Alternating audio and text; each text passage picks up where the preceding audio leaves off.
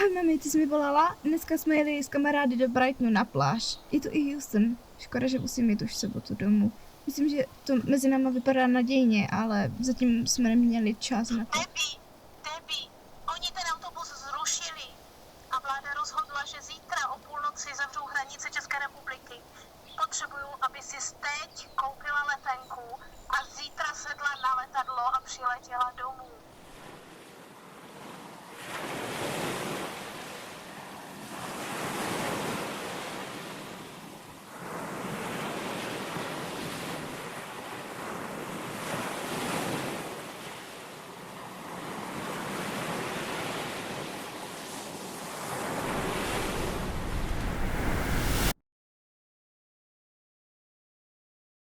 Okay, here's some travel advice for you, Rob. Look out for coronas. Watch Anyone out. want some kung pao They're chicken? out there. Watch out for them. Yes, the kung pao chicken. Pound chicken. Anything else, Debbie?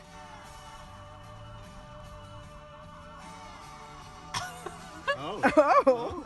We're dating. It's official. We just found this out. Dear Houston, I'm struggling to find real words to tell you in a world that feels so unreal. Leaving you and everyone I deeply loved day to day behind definitely felt unreal. I landed just a few hours before they closed our planet. When I returned, there were people wearing strange masks, locked in their houses. I couldn't recognize the place I knew so well. I felt like Alice in Wonderland, falling into a rabbit hole. Dear Debbie, things on my planet feel like they're in a constant state of off and on. The freedom and limitation of quarantine opens up a whole new galaxy of ways to spend my free time, and many new ways to waste it too. I'm either doing everything or doing nothing. You know me. As soon as I have all the time I need, I feel like I'm gonna run out. Here, it is day by day. In the morning, I eat my toast with butter and Marmite that you contempt. Then I flipped through some poetry and psalms. They comfort my soul. I play with my little brother in the morning after watching Shaun the Sheep. Or sew masks with my dad for us and other people too. I also try to do stuff, like take photos of this strange time, so I can show something to my children one day. Other times, me and my mom watch cooking shows or look through old albums. I also try to read my piles of books in the orchard, but you know me, it usually ends up with me dancing or climbing a tree. During sunset, I ran on our property road back and forth because I can't leave. Meanwhile, washing dishes after dinner, I sing. Sometimes in the evening, we watch funny videos on YouTube with my older brother, laugh at memes and drink some wine. Since we've parted, I've been trying my best to feel the richness of the world even when I'm shut indoors. Every morning I wake up at 5 a.m. and lay in bed teaching myself more words from your language, which is why you might hear me call you Madraha when I see you next. I've been reading a chapter of Little Women each day, attempting to write my terrible nature poetry, making a photo album of our trip, taking weird artsy pictures of headphones and boiling water, and listening to classical music like Chopin and Tchaikovsky over breakfast. Maybe I'm just compensating for all the creativity I'm missing while we're apart. Still, when I have my tea and blueberries and toast in the morning, I think of you. Yesterday I was sad because I missed you a lot.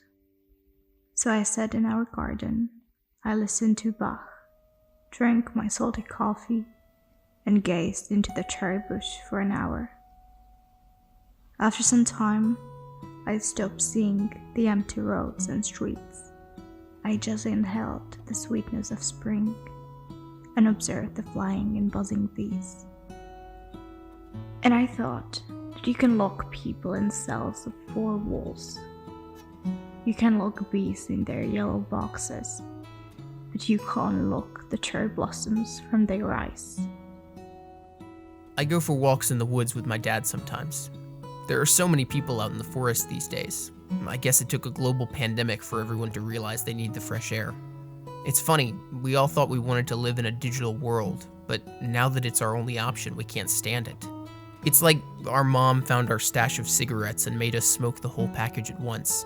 Too much exposure will make us realize we despise it. I guess that's good sometimes.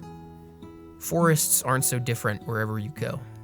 Trees are trees, green is green, water is water. Sometimes I imagine these woods are really just the woods on your planet, and that you're walking beside me too. At our shelter in the fall, I planted over 100 tulips in my friend's garden. She told me she made it to give me hope, so I knew I planted something there and I would see it grow in the spring. Before I left in March, they were just few fragile stalks, but I had to return to my planet before I saw their blossoms. I don't know if I will come back this summer to see them grow, but it's okay. I have hope that they are blossoming even though I can't see it.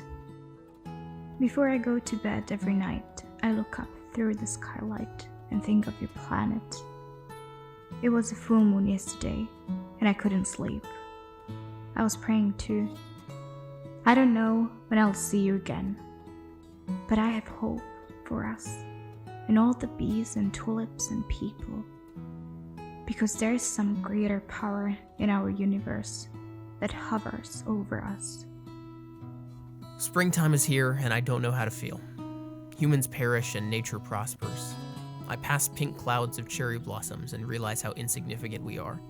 I see smallness through sunrise, fragility through flowers, benediction through bumblebees. It's a humbling reminder that no matter how much humans suffer, the world still turns uncaring. But can springtime truly be uncaring? I don't think so. Is this comfort or callous? Death or growth? Maybe it's grandeur, maybe it's both. We will blossom through this curse and build a shelter in our words.